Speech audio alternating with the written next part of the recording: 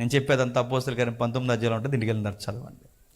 అంతా బాగా నడుస్తున్నప్పుడు సడన్గా వ్యాపారం పడిపోయింది. ఎందుకు పడిపోయిందిరా? వ్యాపారస్తులు అందరూ ఒక యూనిట్ అయ్యారు. ఎందుకంటే వ్యాపారస్తులకు కూడా మళ్ళీ ఒక ఎలక్షన్ ఉంటుంది తెలుసా? మళ్ళీ వీళ్ళకి ఒక ఎలక్షన్, వీళ్ళకి ఒక లీడరు. ఈ ఎలక్షన్ కమిటీ అందులో యాక్టివ్ మెంబర్ ఉన్నాడు. అతగాడి పేరు బైబిల్ ఉంటుంది, దెమేత్రి అంటారు.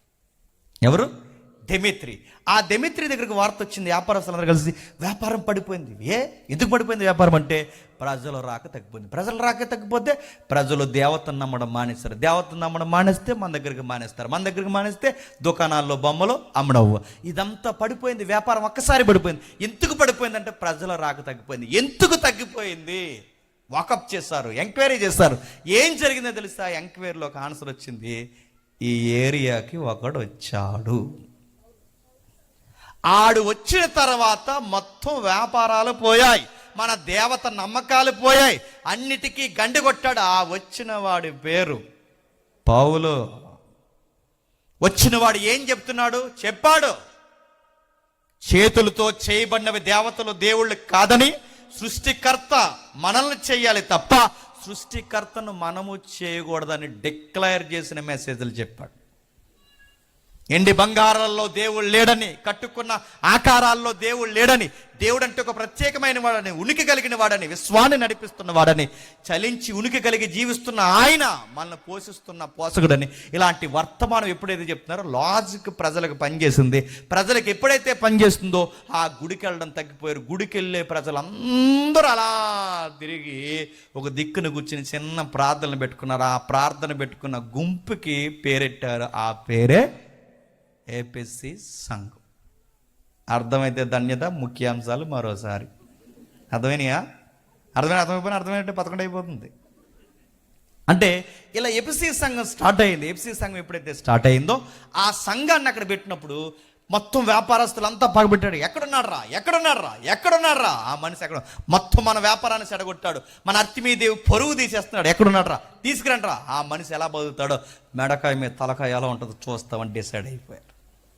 ఆ రోజు అలా ఉడిగిపోతున్నారు, ఈ రోజు ఇలా ఉడిగిపోతున్నారు. చూస్తున్నారు కదా. ఏం చెప్పకూడదు, నిజాలు మాట్లాడకూడదు, ఏం మాట్లాడకూడదు. విషయం ఏంటో, సత్యమేంటో, సత్య పరిశీలన ఏంటో చెబితే తట్టుకోలేకపోతున్నారు. చంపేస్తామంటున్నారు, పిల్లల సంగతి చూస్తానంటున్నారు, నీ గృహం ఎక్కడుందో తెలుసు అంటున్నారు, ఎలా పోతావో ఎలా వస్తావో నీ సంగతి చూస్తావో. నీ బొంద చూడు, నువ్వేం చూసినా చెప్పడం మాత్రం మానం. చెబుతాం, ఖచ్చితంగా చెబుతాం. బైబిల్ ఉన్న సత్యాలు చెబుతాం. పౌలు గారు చెబుతున్నారు. అక్కడి నుంచి ఎంక్వైరీ స్టార్ట్ అయిపోయింది. మొత్తం టీం అంతా ఫామ్ అయింది. అక్కడ ఒక పెద్ద మండపం ఉందట ఆ గుడికి సంబంధించి. ఆ మండపంలో లేదా ఆ యొక్క మండపంలో సుమారు ఒక్క సిట్టింగ్లో 25,000 మంది కూర్చోవచ్చట. ఎంతమంది? 25,000 మంది. అంటే అది చిన్న గుడి కాదు. 25,000 మంది కూర్చునేంత ప్రాంగణం వాళ్ళకు ఉందంటే ఎంత పెద్ద గుడి. దాని మెయింటెనెన్స్ ఒక్కసారి ఒక్కడ దెబ్బకి చెప్పండి దాని పునాదులు గదిలేయట. పిచ్చెక్కిపోయారు, టెన్షన్ అయిపోయారు, కంగారు అయిపోయారు. మొత్తం సభలో కూర్చున్నారు. ఎక్కడ్రా రండిరా అన్నాడు. ఆ మనిషి లోపల పౌలు గారికి గవర్నమెంట్లో ఫ్రెండ్స్ ఉన్నారు. పౌలు గారికి అక్కడ అధికారులు ఫ్రెండ్స్ ఉన్నారు కనుక, మై డియర్ ఫ్రెండ్, నీకు విషయం చెప్తున్నావు, ఇంటెలిజెన్స్ యొక్క ఇన్ఫర్మేషన్ నీకు ఇస్తున్నావు, రావడం మంచిది కాదు, దొమ్మిగా ప్లాన్ చేస్తారని చెప్పారు. వాళ్ళ దొమ్మిగా నీ మీద పడిపోతే ప్రాబ్లమెటిక్ అవుద్ది. కాబట్టి ఈ దొమ్మి కేసులో కొట్టుకుపోవడం మాకు ఇష్టం లేదు కనుక నీకు మాట చెప్తున్నాం పౌలు, దయచేసి ఇక్కడి నుంచి వెళ్ళిపోని ఆ ప్రభుత్వ అధికారులు స్నేహితులు చెప్పారు, ఆత్మీయులు చెప్పారు. ఆ మనిషి ఆగడు, వచ్చేయడానికి రెడీ అయిపోతున్నాడు. నీలాంటి గొంతు క్రైస్తవ సమాజానికి అవసరం, ఇక్కడి నుంచి వెళ్ళిపో అని బలవంతంగా పంపించేశారు. అక్కడి నుంచి వెళ్ళిపోయాడు. సంఘం మాత్రం బిక్కిమని ఉంది. ఆ సంఘాన్ని కొంతమంది పెద్దలకు అప్పగించాడు.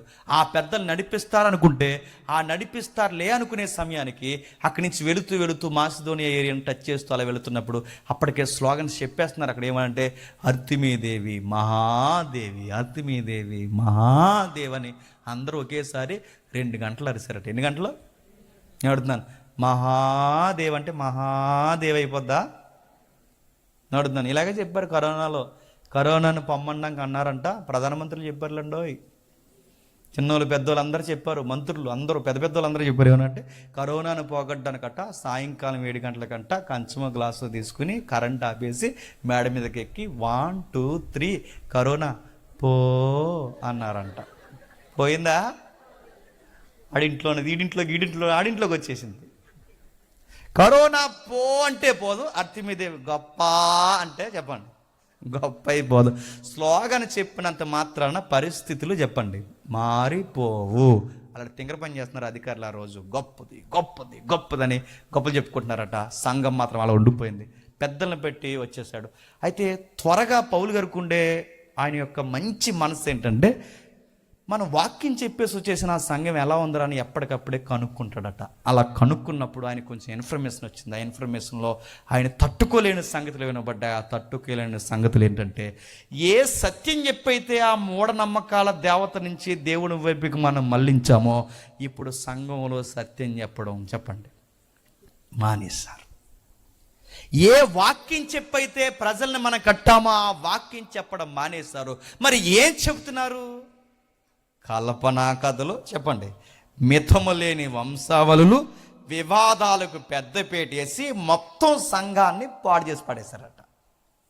కథలన్నీ ఎక్కడ చెప్తారు? ఆ గుడులు గోపురాల్లో చెప్తారు. ఇప్పుడు అవే కథలు మళ్ళీ ఎక్కడికి వచ్చాయట? అరే సత్యం చెబితేనే వాళ్ళందరూ వచ్చారు. ఇప్పుడు సత్యం చెప్పకుండా ఏం చెప్తున్నారు? కథలు కథలు కథలు కథలు. ఎన్నో ఊహల కందని కథాంశాలు మనకుంటే కథలు చెబుతున్నారు. ఈరోజు కూడా మీరు చూడండి, ఏ సంఘాన్ని దర్శించండి, ఏ ఆదివారం పొండి, కథలు ఎక్కువ. ఏం కథలు చెప్తారు చెప్పనా?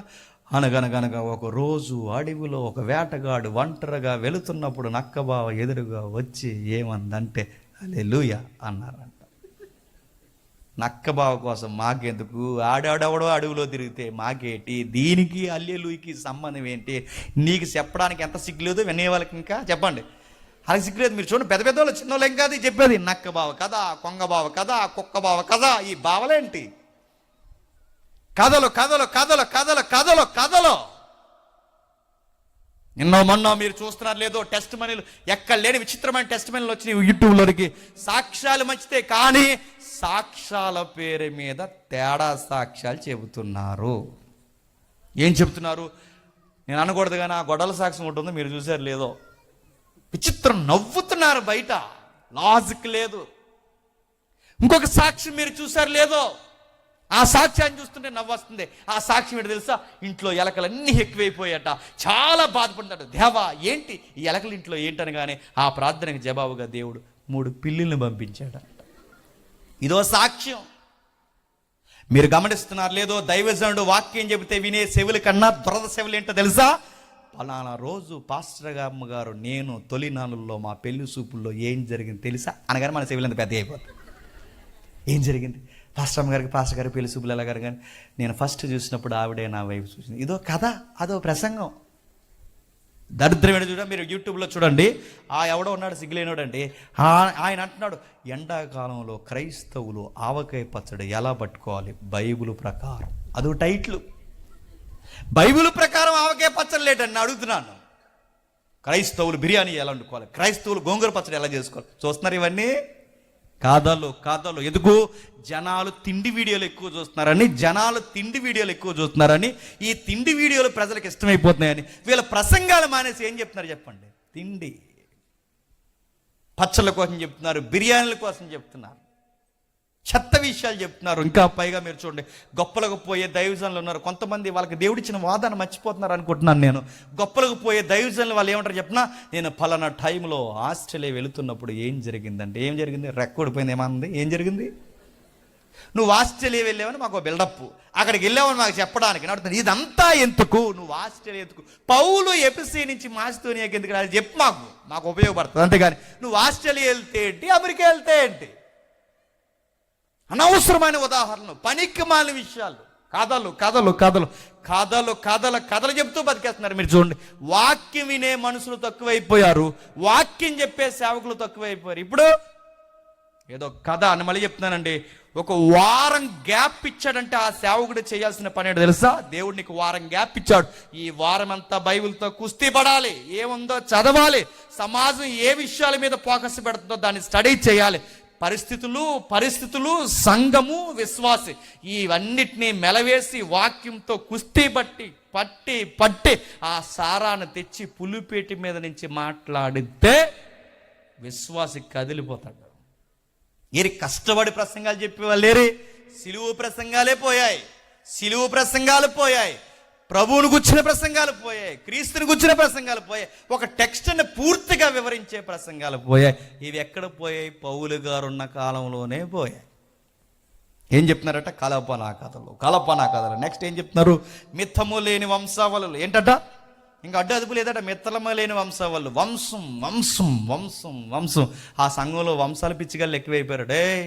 అదే వంశమో తెలుసా? అది దావీదు గారి తాలూకా అన్నారంట. అబ్రహాం గారు మాకు ఏమవుతారు అనుకుంటున్నారు? అబ్రహాం గారు మామయ్య గారు అవుతారు మాకు అన్నారంట. గొప్పలో మాదే గోత్రం, రూబేను గోత్రం మాదే గోత్రం, సిమియోను గోత్రం మాదే గోత్రం, సౌలు గోత్రం మాదే గోత్రం, ఇదిగో చివరి గోత్రం మాదే గోత్రం, యోసేపు గారు మాకు తాతయ్య గారు అవుతారు. ఎవరికాడే గొప్ప. అందుకే చూడండి, మనకు కూడా ఈ దరిద్రాలు మన సంఘంలో ఉన్నాయా? మా వంశం ఏంటనుకుంటున్నా? మా తాత మీసాల మీద చెప్పండి నిమ్మకాయలు నిలబెట్టాడు. నేను అడుగుతున్నాను, మీసాల మీద నిమ్మకాయలు నిలబడతాయా? చెప్పండి, లాజికల్గా మాట్లాడండి. మీసాల మీద నిమ్మకాయలు నిలబడతాయా? మీ తాత నిజంగా మీసాల మీద నిమ్మకాయలు నిలబెట్టాడంటే మీ తాత స్నానం చేసి చాలా రోజులయ్యిందని అర్థం. ఎందుకంటే మీసాలకు మట్టి అట్టాలి, ఆ మట్టి మీద నిమ్మకాయ చెప్పండి నిలబడాలి. అది నిలబడితే కానీ చెప్పండి మీ తాత స్నానం చేయకూడదు. మీసాల మీద నిమ్మకాయలు నిలబడి ఎవడకు కావాలి? నీ బోర్డంశం. నేను అడుగుతున్నాను, ఆ రోజు వంశం, ఈరోజు కులం లేదు. ఏవే పెద్దమ్మ ఇక్కడ సంఘం ఉండగా అక్కడ దాకా ఎందుకు పోతున్నా పెద్దమ్మ అని అడిగితే పెద్దమ్మ అందంట, మా ఊళ్ళందరూ అక్కడికే పోతారు బాబు అందంట.